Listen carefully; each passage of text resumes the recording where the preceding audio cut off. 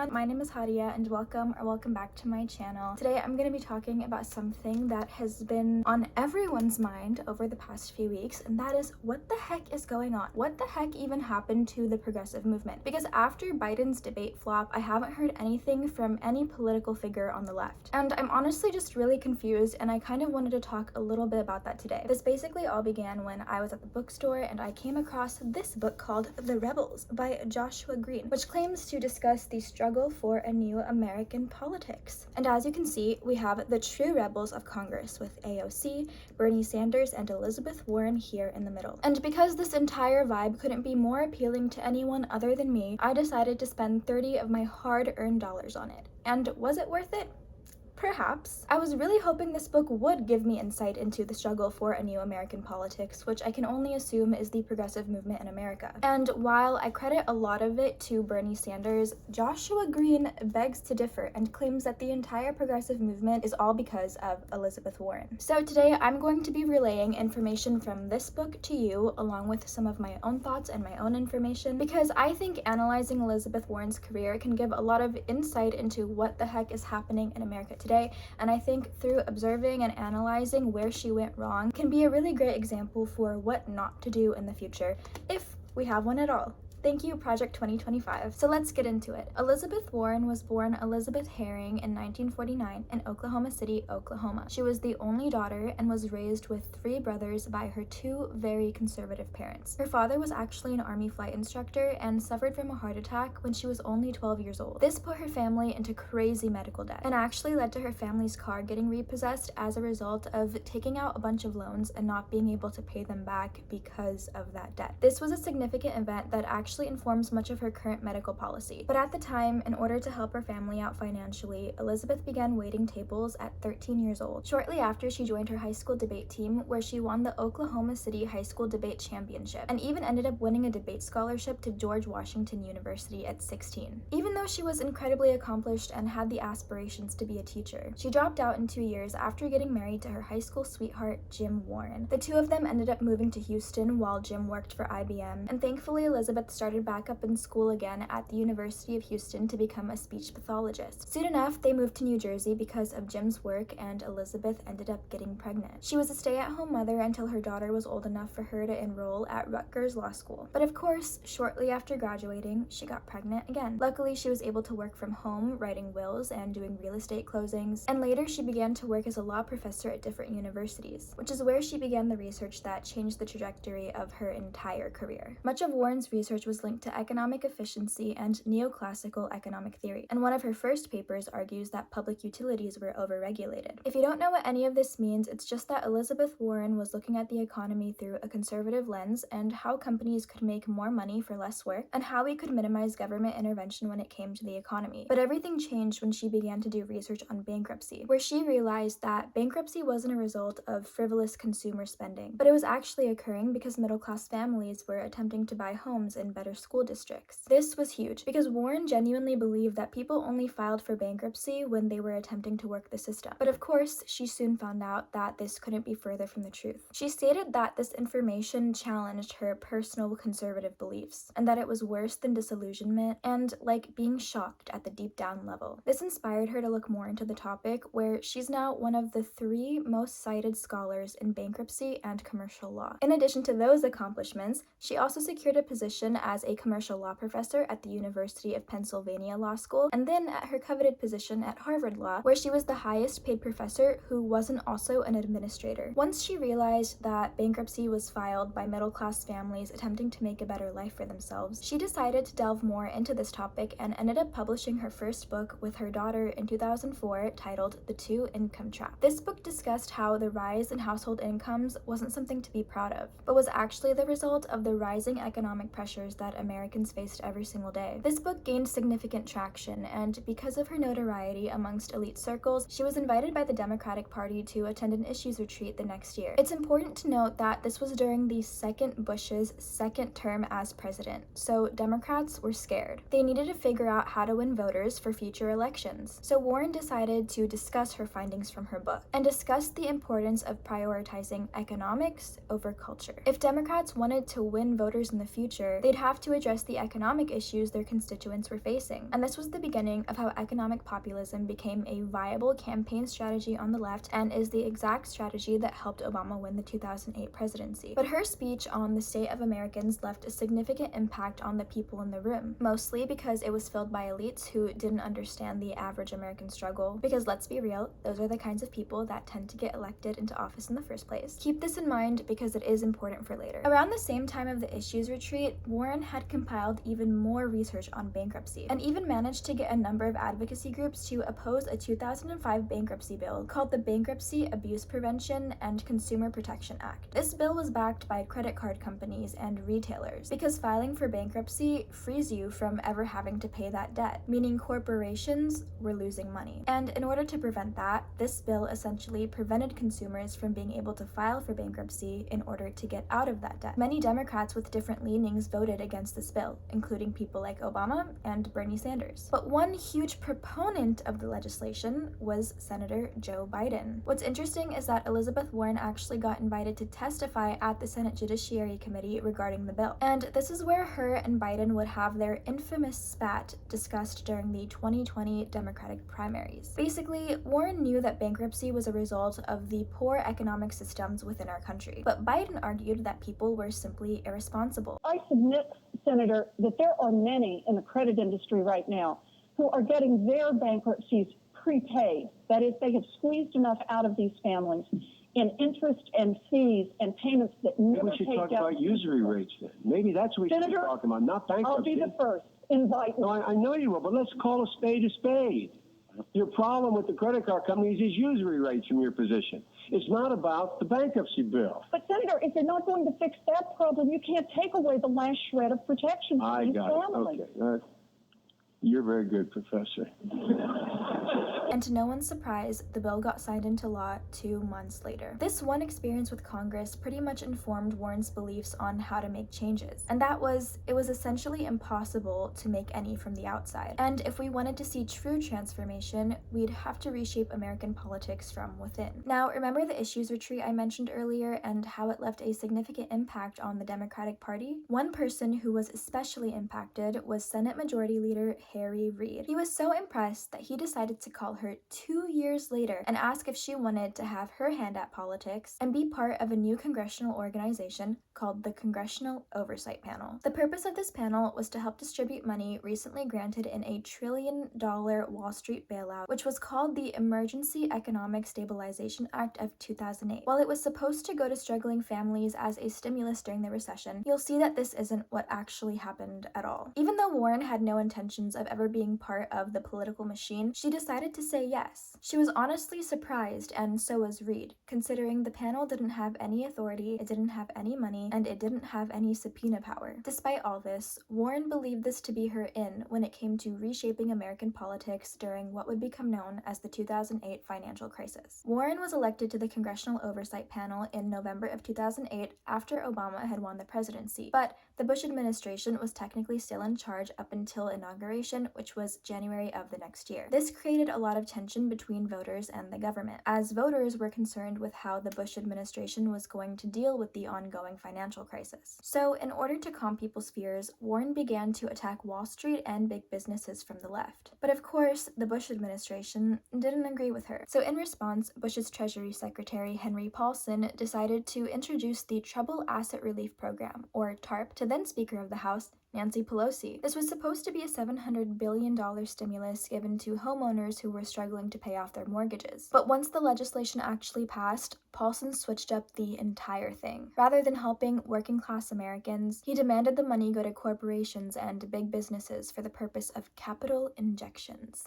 This random switch-up angered so many people, including Warren. She knew what he was trying to do, and that was convince the working class that the status of the stock market and big businesses was the true marker of how well our country was doing. This, of course, isn't true, because a high GDP doesn't mean you can pay your rent, and the S&P 500 having a good day, whatever that means, doesn't mean that you don't have to eat cereal for dinner. Annoyed with the stupid excuses, Warren decided to release her first report as head of the Congressional Oversight Panel, and emphasized that the hard-working middle middle class was the epicenter of the financial crisis. She also stated that the panel's purpose was to analyze, investigate, and review the expenditure of taxpayer funds. But more importantly, they were there to ask the important questions that every American had the right to ask. And that was, who has the money? Where is it going? What has the government done with it? How has it helped the country? And how has it helped ordinary people? And once Obama officially took office in 2009, it wasn't until April of that year that anyone would actually have to testify in front of Warren and the oversight panel. And Timothy Geithner, Obama's press secretary, was the first to go up. Geithner is an important figure because he had the biggest influence on the economic choices that the Obama administration decided to take. And even though Obama had promised change, it's often said that in order to find the difference between his and Bush's economic policies, you'd have to squint your eyes. And while Geithner technically wasn't associated with the Bush administration, he was associated with the previous Clinton administration, which was incredibly economically conservative. So even though Obama ran on Warren's advice from the 2005 Issues Retreat, where she discussed focusing on taking on the economic issues of everyday Americans, Clinton-era advisors convinced Obama to brand himself as a pro-growth Democrat. This essentially created a continuation of Bush-era economic policies that led to the economic crisis that people were facing in the first place, and also prioritizing bailing out big banks and businesses rather than helping the average American going through the recession. This influence caused both Obama and the Democratic Party to keep what was happening with TARP under closed doors, which really frustrated Warren. So when Treasury Secretary Geithner stood before Warren to testify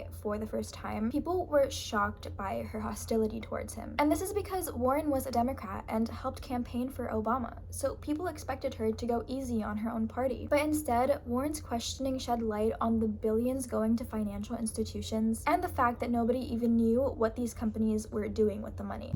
Do you know where the money went?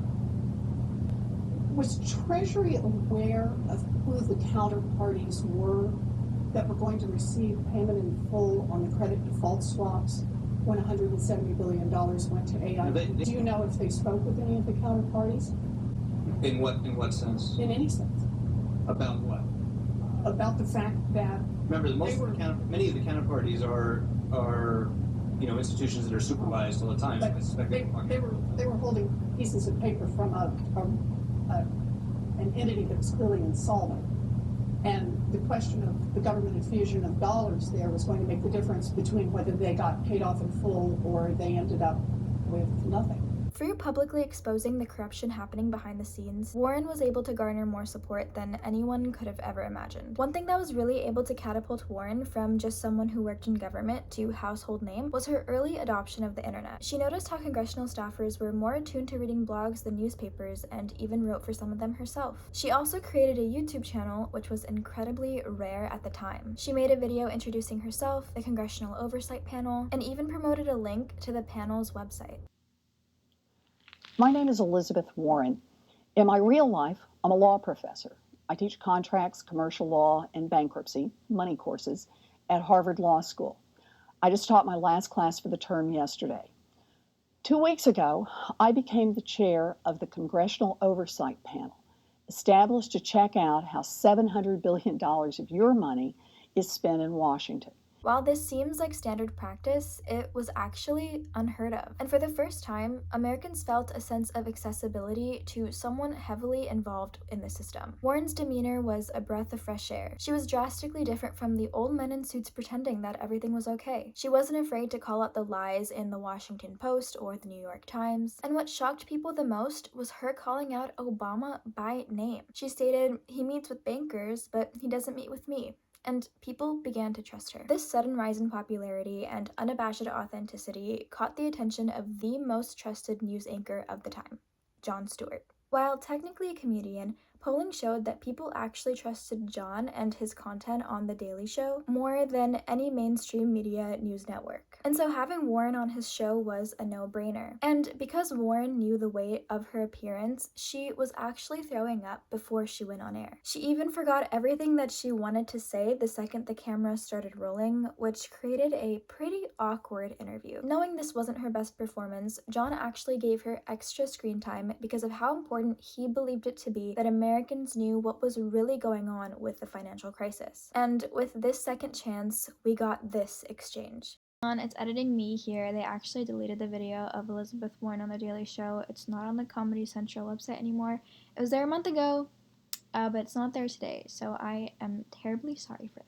Warren went on to discuss the economic history of the United States, and how giving Wall Street as much money as they could ask for while people were literally losing their homes was the dumbest idea ever. And she ended up saying something that really resonated with the audience. Either screw people over and get rid of regulations completely, or use regulations to create stability and prosperity for ordinary people. And this solidified Warren as a consistent guest on the show. Warren's popularity would continue to grow over the next few years, helping her gain momentum and public support for the Consumer Financial Protection Bureau, or the CFPB. The CFPB was an independent government agency that Warren created herself to help consumers in the financial sector. This wasn't an easy task, but once it was finally done, everyone assumed Warren would be the one to run it. It was obvious. In fact, 89 members of Congress and hundreds of thousands of people signed an online petition begging Obama to allow Warren to run the agency she created. But of course, Obama was hesitant, and this is because he cared a lot more about his financial ties and winning over Republican support than doing what was right. So, in order to quiet down the public uproar, he decided to give Warren a temporary position. But because Warren didn't want to go back to teaching law at Harvard, and because she knew the impact she was having on America, she decided she would run for Senate. The only thing is, this was her first race, and Warren was going up against an incumbent. And if you don't know what an incumbent is, it's basically someone who's already held that seat before and they're running for re-election. And incumbents are hard to run against because they already have name recognition, which is much more likely to get them re-elected. But Warren had name recognition as well. And her opposition was a man named Scott Brown, who only won because the people of Massachusetts were upset with the way that Democrats were dealing with the financial crisis. What's crazy though is that he was also running against an incumbent. The person who held the seat previously was Ted Kennedy, who actually died. So the spot was pretty much open. And because Warren was so popular, her first Senate run was easy. She claimed the system was rigged and that Wall Street CEOs were destroying the economy and ruining people's job opportunities. And Scott tried to smear her as an uptight liberal Harvard professor who didn't understand the working class, and this is also when it came out that Warren was lying about being indigenous. However, that ended up being more of a scandal in 2020 than 2012. Scott did everything he could to win the election, but people didn't really care, and Warren won by 12 points with her all too familiar populist rhetoric. And this is what began her career as the famous Senator Warren. Another thing that I find so fascinating is that once Warren was actually elected into office, people assumed she was gonna act like Hillary Clinton for some reason, which I just think is crazy because they both have completely different personalities. But it was an unspoken rule that freshman senators were meant to be seen and not heard. And Hillary played by this rule. She was quiet, she submit to senior Democrats, and she even attempted to reach across the aisle by pouring coffee for Republican senators. I was a barista and I honestly never would do that, but I think a big reason why Hillary did that was because she was technically the former first lady, and so she needed to give everyone a really great, humble impression of herself. But because Warren had some similar traits to Hillary, like being an already famous and intelligent woman, people expected her to follow into Hillary's footsteps, and they wanted her to be pretty docile and avoid controversy. But of course, she didn't do that, and within her first few weeks of being in Congress, the now Senator Warren landed a position on the Banking Committee, with their first oversight hearing being on Wall Street reform. And to everyone's surprise, she got mad at the other appointees from the Democratic Party. She said, if a party is unwilling to go to trial, either because they're too timid or because they lack resources, the consequences, they have a lot less leverage in the settlements that occur. If corporations can break the law and drag billions in profits and then turn around and settle paying out of those profits, they don't have much of an incentive to follow the law. Can anyone identify the last time they took a Wall Street bank to trial? And literally no one could answer that question. This dissent from expectation really irritated other members of Congress. And some even complained during private caucus meetings that she made her points more loudly than anyone else. But this was all a part of her strategy, to use confrontation to create a spectacle surrounding whatever topic she found most important, and then applying public pressure to leverage media coverage of that issue. While this was a great way to mobilize her voter base, this created a lot of issues between her and pretty much every single member of Congress. So much so that even the Wall Street Journal suggested she keep her head down and out of the limelight. But the Senate had changed. changed and polarization was growing. And fighting across the aisle and even with her peers was the best way to guarantee that people would actually know what was going on inside Washington. And it was also a great way to show that bipartisanship didn't necessarily mean having everyone's best interest at heart. But if there was one thing that could bring the two parties together, that was money and corporate influence. The way Warren interacted with other senators wasn't the only thing separating her from Hillary. It was also her intentions. Hillary was attempting to create a more moderate reputation for her future presidential campaign, whereas Warren was attempting to shift the Democratic Party from a centrist, neoliberal, corporate-backed system to one that promoted class-conscious economic populism. While this seemed laughable to most senators,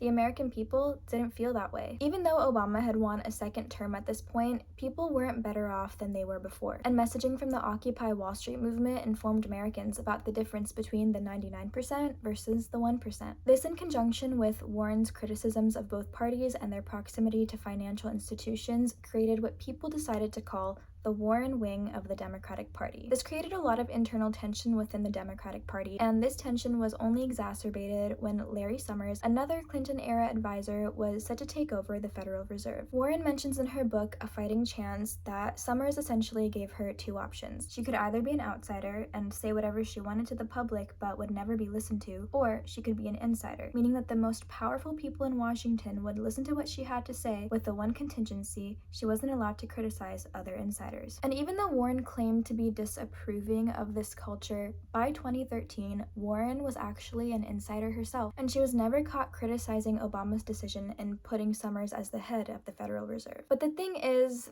she didn't have to, because nobody liked him. Summers was known for being abrasive, and a bunch of progressive organizations and think tanks, along with other progressive senators like Senator Bernie Sanders and Senator Merkley, were already speaking out against him. And because of this, he was never appointed, showing Obama and the establishment Democrats that people were actually more on Warren's side than Obama's. And if the Democratic Party truly wanted to be successful, it would have to change its priorities. And this can be seen through Warren's Social Security expansion bill, which pretty much forced every single member of Congress to vote for it, her opposition to TPP, and even Hillary's 2016 presidential campaign. This is where things begin to take a turn for the worst, because by 2015, everyone wanted Warren to run for president. Are you going to run for president? President. There's nothing that could change. If Hillary didn't run, you might give it a shot. Why don't you want to run for president? There's no way you're going to run in 2016. I've heard you say no. You constantly say you're not running for president.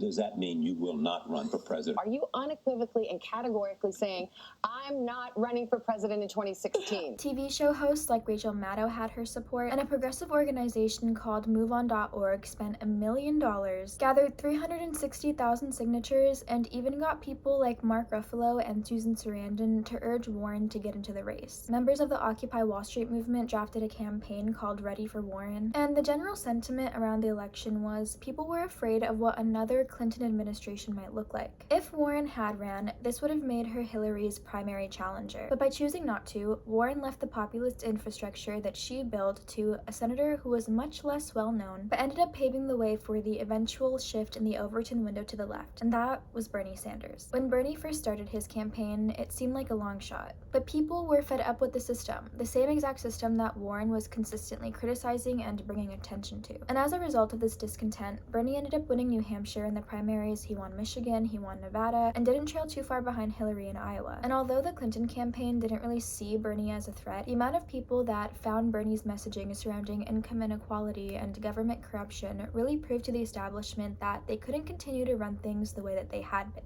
And because of this, it seemed all too obvious that Warren would endorse Bernie. This, however, wasn't the case. Although Warren agreed with much of Bernie's ideas, if she were to endorse him over Hillary, this would have meant losing her in with the ostensible future Clinton administration, and honestly losing any connection to Hillary, as she's known to hold a grudge. But by not endorsing Bernie, Warren began to frustrate people on the left, the same people who supported her in the first place. And so because of this, Warren waited until Bernie conceded to Hillary to endorse her. This created a lot of backlash, with people even blaming Warren for Bernie's losses in the primaries. But to her it didn't matter, because another Clinton presidency was much more likely than a Sanders revolution. Plus, Hillary was even considering Warren as her potential vice president, and a lot of people actually believe that this would have been Hillary's ticket to winning the 2016 presidential election due to Warren's populist messaging. Hillary even invited Warren over to her house for an interview to see what their potential administration might look like. But in the end, Hillary ended up picking a safe, bland Democrat from the Midwest populist, someone whose name I can't remember, and relied too much on identity politics and the idea of being the first female president ever than actually offering anything to voters. In contrast to Trump, Hillary represented nothing but a continuation of the last 8 years of the past Obama presidency, the same presidency that led to the government corruption and income inequality that Bernie was so vehemently against. But because Trump was the only candidate addressing it and neither Hillary or her boring vice president